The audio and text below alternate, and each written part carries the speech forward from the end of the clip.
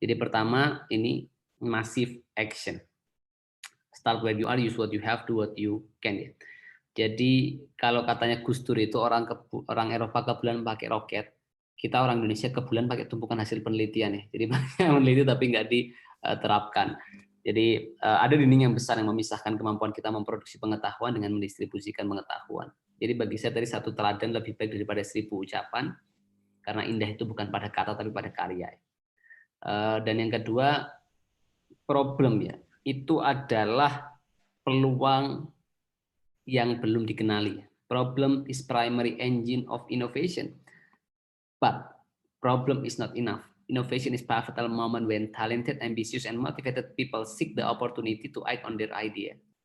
Jadi lihatlah semua masalah itu peluang sebetulnya, di mana kita bisa hadir dengan pendekatan wirausaha sosial untuk menyelesaikan. Tapi ide itu murah. Jadi kalau kita lihat peluang, kita mungkin muncul sebuah ide.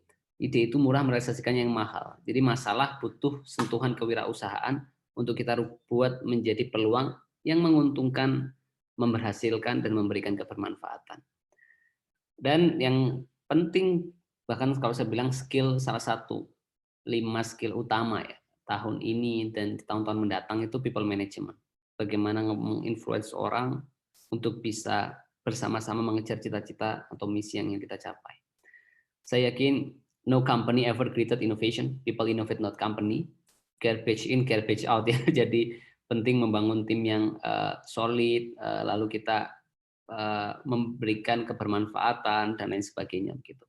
Jadi you can invent alone, but you can innovate alone. Innovation is team sport. Inovasi itu adalah olahraga tim. Dalam hal ini kita perlu mampu mendorong tim perform seoptimal mungkin dalam berbagai tantangan yang kita hadapi. Banyak teori, tapi saya suka konsepnya Greg Stell ya. Dalam bukunya Mapping Innovation, bagaimana membuat tim inovatif itu bekerja untuk misi not for salary, lalu keamanan psikologis, lalu ciptakan keragaman dan menghargai kerja tim. Lalu ideation ya, gimana bisa buat ide. Inovasi itu ada 3, need seeker, market research, teknologi driver. Lihat kebutuhan masyarakat apa. Ini poin yang penting need seeker ini.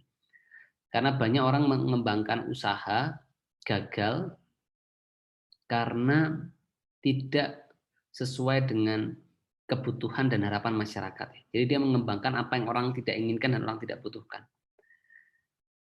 Jadi kalau dalam konteks itu nanti saya yakin sudah banyak mempelajari, bagi yang belum bisa membaca tentang design thinking ya. Ini sederhana tapi membuat kita berpikir secara sistematis dalam menyelesaikan masalah. Pertama, berempati. Posisikan diri kita seperti orang lain yang punya masalah itu, apa pain-nya dia, apa tantangannya dia, masalahnya dia. Setelah itu definisikan masalah, terus buat ide, terus uji dulu. Ide itu hipotesa. Bisa benar, bisa salah. Jadi design thinking ini membuat kita membantu challenge assumption. Jadi menguji, menantang asumsi kita.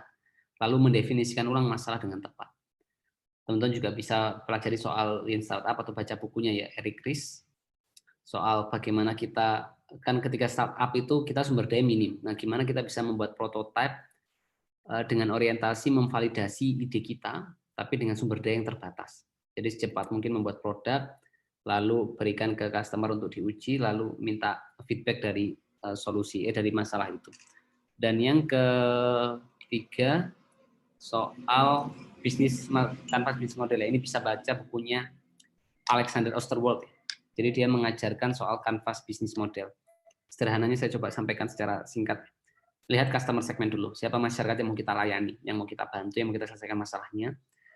Dari situ ya berapa usianya, laki atau perempuan, tinggal di mana, problem dia apa dan lain sebagainya. Terus value proposition. Apa produk atau jasa yang kita hasilkan yang tidak bisa dihasilkan kompetitor kita untuk target market kita. Jadi apa sih produk itu? An item or service offer to sell, apapun yang kita tawarkan, kita jual ataupun orang mau gunakan atau beli, itu adalah produk ya. Tapi bedakan user sama customer. User memakai, customer itu mau mengeluarkan uang untuk memakai produk kita.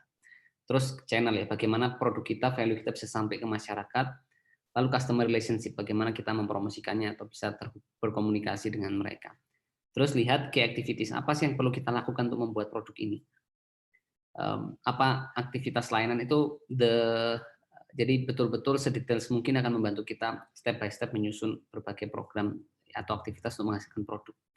Lalu resources apa SDM, aset yang kita butuhkan, lalu key partner ya. Apa sesuatu yang kita butuhkan, apa sesuatu yang tapi tidak bisa kita siapkan atau kita bisa siapkan tapi karena itu beresiko kita berikan ke mitra kita. Itu